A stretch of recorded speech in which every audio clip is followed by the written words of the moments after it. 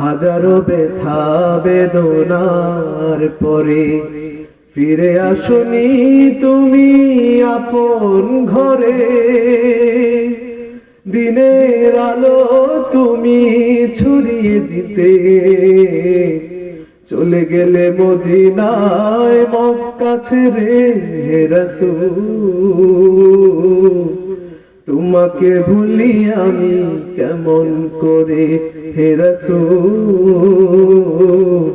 তোমাকে ভুলি আমি কেমন করে। হুজুরে পাক সাল্লাল্লাহু আলাইহি ওয়াসাল্লাম তায়েফের দিকে গেলেন। তায়েফের মধ্যে একটি মাস তিনি অবস্থান করলেন। তায়েফের লোকেরা তার কথা তো মানলই না। তায়েফের শয়তান নেতাগুলো নবীজিকে বলল যে তুমি চলে যাও। শুধুমাত্র চলে যাওয়ার জন্যই বলে নাই, দুষ্ট ছেলেদেরকে তারা লেলিয়ে দিল। লেলিয়ে দিয়ে বলল তোমরা নবীজির উপর আঘাত করো, তাকে আঘাত করতে করতে রক্তাক্ত করে দাও। আবার নবীকে তায়েফের ময়দানে, তায়েফের একটা বাজারের মধ্যে নবীজিকে মাঝখানে রাখা হলো।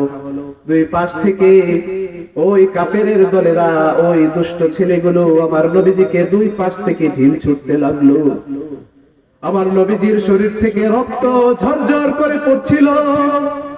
আমার নবীর কত চমৎকার চেহারা ছিল, আমার নবী কত সুন্দর ছিলেন। যদি সৌন্দর্যকে 4 ভাগ করা যেত, 2 ভাগ সৌন্দর্য আমার নবীজিকে দেওয়া হয়েছে, 1 ভাগ সৌন্দর্য হযরত ইউসুফ আলাইহিস সালামকে দেওয়া হয়েছে, যার সৌন্দর্য দেখে মিশরের ওই রমণীরা হাত কেটে ফেলেছিল। আরেক ভাগ সৌন্দর্য পুরো পৃথিবীবাসীকে দেওয়া হয়েছে। তাহলে 2 ভাগ সৌন্দর্য আমার নবীজিকে দেওয়া হয়েছিল। সুবহানাল্লাহ। তারা যদি আমার নবীকে দেখতো, তারা তো হাত কাটতো না, তারা তাদের গলাটাই কেটে ফেলতো। নবীজি এত বেশি সুন্দর ছিলেন, এত চমৎকার চেহারার মধ্যে যদি রক্তের দাগ পড়ে, চেহারাটা কি সুন্দর দেখায়। রাহমাতাল লিল আলামিন। দুনিয়া সৃষ্টি হতো না যদি তাকে সৃষ্টি করা না হতো। আমার নবীর শরীর থেকে এমন ভাবে রক্ত ঝরছিল, যেমন ভাবে আমরা গোসল করার পরে গামছা দিয়ে শরীরটা না মুছার ওই সময়টাতে আমাদের শরীরটা যেমন দেখা যায়, টপ টপ টপ টপ করে চুল থেকে যেমন রক্ত ঝরে, আমার নবীর শরীর থেকে এইভাবে রক্ত ঝরছিল। এরপরে ওই কাফেরের দলেরা থামে নাই। নবীজি কষ্ট পেতে পেতে রক্তাক্ত হয়ে হঠাৎ করে বসে গেলেন। ওই কাফেরের দলেরা আবার আমার নবীজিকে 2টা হাতের মধ্যে ধরে আবার আমার নবীজিকে উঠিয়ে দিলেন।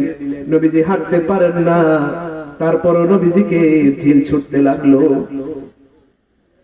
খেয়ে না খেয়ে দিন প্রচারের কাজে নিজেকে দিয়েছ বিলিয়ে, তায়েফের কাফিরেরা চিনল না সে আলো, দুষ্ট ছেলেদের পিছু দিল লেলিয়ে। পাথরের আঘাতে ক্ষত বিক্ষত হয়ে সারা শরীর থেকে রক্ত ঝরে। হে রাসূল, তোমাকে ভুলি আমি কেমন করে। হে রাসূল, তোমাকে ভুলি আমি কেমন করে। হাজারো ব্যথা বেদনার পরে ফিরে আসনি তুমি আপন ঘরে। দিনের আলো তুমি ছড়িয়ে দিতে চলে গেলে মদিনায় মক্কা ছেড়ে রাসূল। তোমাকে ভুলি আমি কেমন করে হে রাসূল, তোমাকে ভুলি আমি কেমন করে। ভোলা যায় রাসূলকে? ভুলতে পারবো আমরা?